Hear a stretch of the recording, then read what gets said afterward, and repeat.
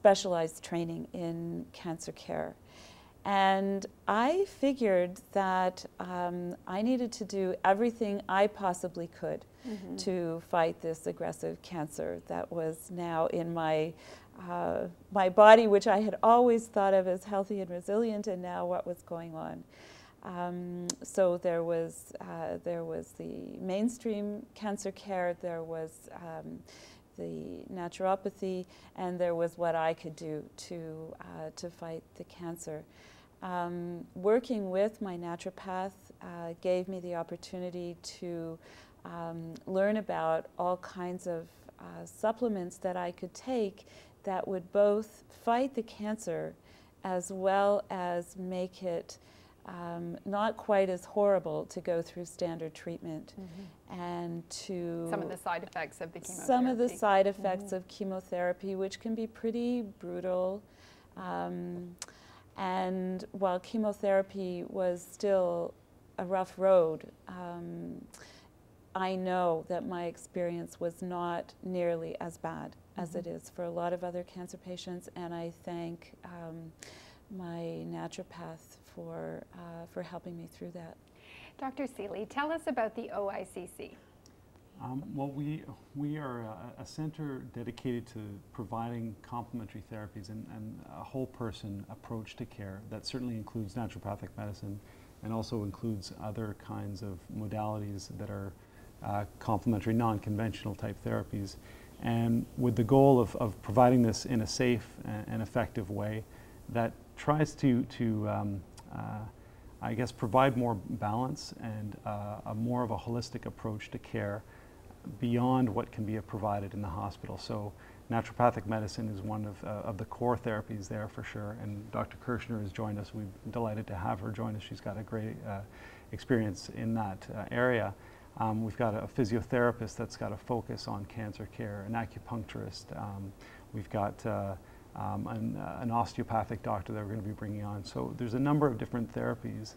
Again, it's to nourish and support the person through the process of the disease and fighting it off, and supporting the body to be able to cope better and to fight off the disease, as well as to be able to support the people going through the process of the therapy and some of the side effects that people experience during chemotherapy and radiation.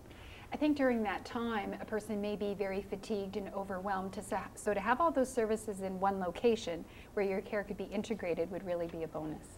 Yeah, I think, you know, one of the things that the people living with cancer, they're very motivated to look at other options and to do as much as they can for themselves.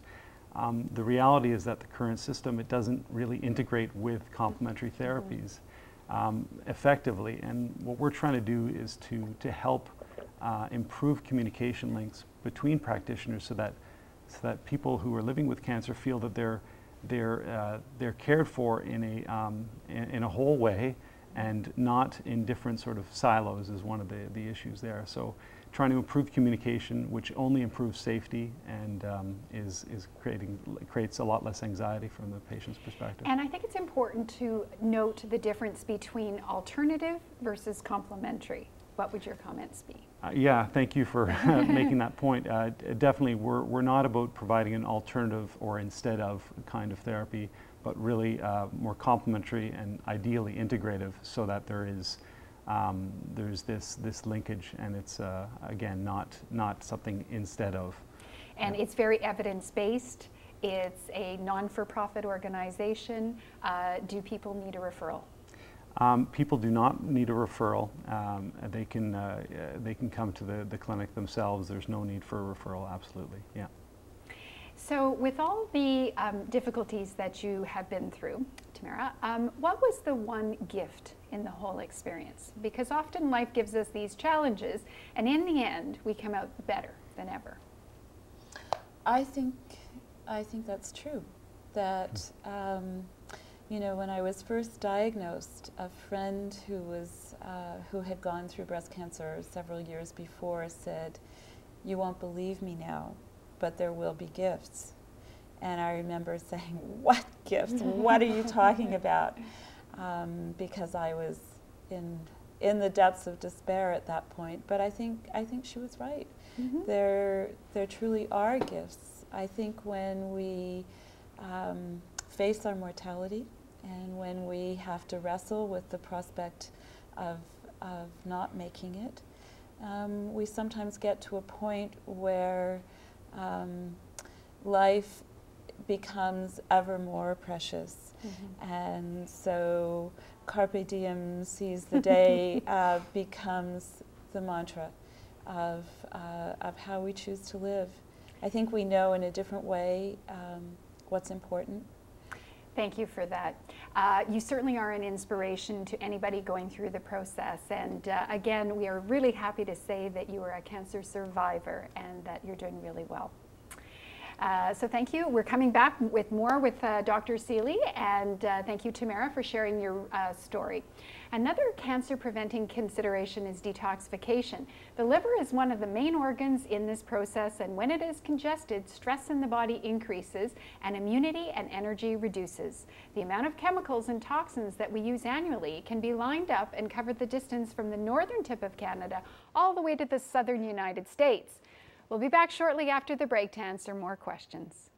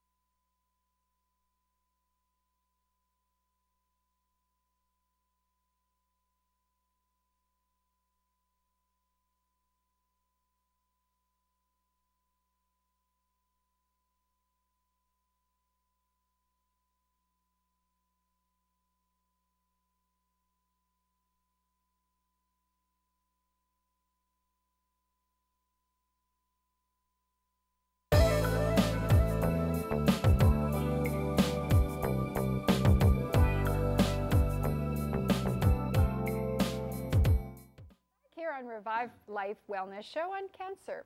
One of the key families of foods with powerful anti-cancer activity is the allium family, which includes onions, leeks, scallions, and garlic. Any of the allium vegetables contain flavonoids, glutathione, which is a potent antioxidant, phytonutrients to destroy cancer cells, which is a process known as apoptosis, and help to detoxify the body, especially from nitrosamines. Garlic is a blood thinner though as well, so please check with your healthcare team for any precautions before increasing any particular foods for wellness. A great way to include them is to make veggie pancakes, which is our Revivelife recipe of the month. If you wish to be included in our monthly recipes, send us an email at info@revivelife.ca. Cruciferous vegetables play a special role in cancer prevention medicine as they contain indole-3 carbinol and folate, which aids in the detoxification of excess estrogens, which are linked to many types of hormonal cancers. Our professional guests are here with me again to share more on cancer wellness. First, we have Linda Egan, President and CEO of the Ottawa Regional Cancer Foundation, who has developed a variety of revenue-generating programs that have raised over $100 million in support of health, education, arts, culture, community, and social welfare organizations. To add to her numerous awards, recently in 2011, Linda was awarded the prestigious Trudeau Medal from the Telfer School of Management. We are also joined by an integrative oncology specialist and naturopathic doctor who is the founder and executive director of the Ottawa Integrative Cancer Centre here in Ottawa. The OICC is the first integrative cancer centre here in Eastern Canada. Dr. Dugald Seeley is well respected for his groundbreaking pioneer work focused on a modern-day cancer treatment model based on scientifically grounded, evidence-informed complementary medicine. Welcome. Thank you. I feel like both of you, have so much to just help people understand that you do for the community. Going back to the center, Linda, we left off at the 4 pillars of what the Cancer Center is about. We want to clarify the coaching process. Help us understand the coaching process. What we do at Maplesoft Center is offer survivorship care. Survivorship care is personalized care, it's non-prescriptive, non-judgmental, it goes where you want to go. We do that through an amazing team. We've got cancer coaches. There's a group of 6 right now that are healthcare practitioners. They're professionals. They have a depth of expertise in oncology. They can answer questions and they can coach you through any need that you may have, whether it's emotional, how do I tell my children about cancer, how do I go back to work, I don't know how to talk to my doctor, what does this mean, what should I eat? The coaches, cancer coaches, have that level of expertise. Then we have an amazing community, which includes you guys, that are community coaches that come in with the expertise that you have and organize different workshops, spend time with people, helping them understand, you know, everything that you do in terms of nutrition is so vital, and complementary care. There are so many people that self-medicate through cancer. Yes. And we don't tell other people about it because we're afraid. Yes. Well, because we're working together, we're going to change that, right? People are going to be comfortable in talking to their oncologist and their naturopath. They're not enemies. And I think that's an important point, because we talked about what it's like from a patient's eyes to straddle the system. Right. And what we mean by that is we mean complementary care and our traditional model. Because sometimes your physicians are going to be very favorable and sometimes there may be some resistance. Sure. What can you share for somebody who might be in that situation? Well, I think communication is the key. I mean, and the patient really is going to be the arbiter of their own care. They're the ones that the therapies are being done to, and they're the ones who are coping with the disease. So they need to be able to navigate through the system to make the choices that they want and they need to make. So communication, patients want communication to be effective between all the different healthcare practitioners that they are seeing. Obviously, the oncologist is a central figure in that, but there is a lot of other practitioners that people are using, including naturopathic medicine, that is an important component of care. So if we can try to augment the communication and build a network of collaboration, if you will, then that's moving towards a more integrative approach, and ultimately will put the patient in a better place as far as their health and as far as reducing risks as well. Exactly, because people are doing it anyway. They're going to the health food store and they're picking up this and this because they've heard something about it. That's so right. we just want to make sure that they're getting guidance. Getting guidance, and there's a lot of things that are very beneficial that can be added if they're done in a safe way. And then there's a lot of things that maybe, you know, shouldn't be done. So it's really having the education and the communication about that is so key. It is key. I walked into the Maplesoft Center and we were doing sort of an education, and there was laughter therapy going on. Tell us about that. Laughter therapy is one of the things that we offer at Maplesoft Center to help people through their journey.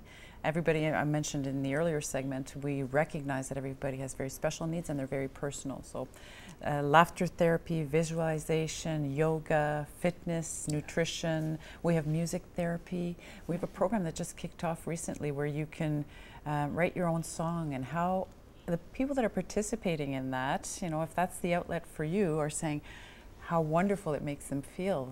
There's, Tamara mentioned, a lot of feelings that you go through, and it's nice to have an outlet. And I think the previous model used to concentrate a lot on the physicality of things. Yes. And now we're bringing the emotional component into it. How important is that, Dr. Seeley? Well, I mean, there's obviously the pathology of the disease, and what is happening physically is critically important and needs to be dealt with very well. But the whole emotional side, the spiritual side for some people are equally important for them. And it's we were talking about this before, the perception of the disease and the perception of how one is going through that is such a core part of how one copes with the disease. And so looking at that and some of the programming that the Ottawa Regional Cancer Foundation is providing, and some of the therapies that we provide at the Ottawa Integrative Cancer Centre, try to touch on those emotional aspects of health that are so important, as well as the physical, for sure. And in the next 5 years, what would you like to see happen with the centre? I'd like to see another centre, Yes. because we opened the doors November 2nd, and we're over 800 members right now. Wow. And clearly that speaks to the need in our community. We'd like to, collaborate more with groups like Dougal's group to offer care close to home, and to really melt down those barriers, those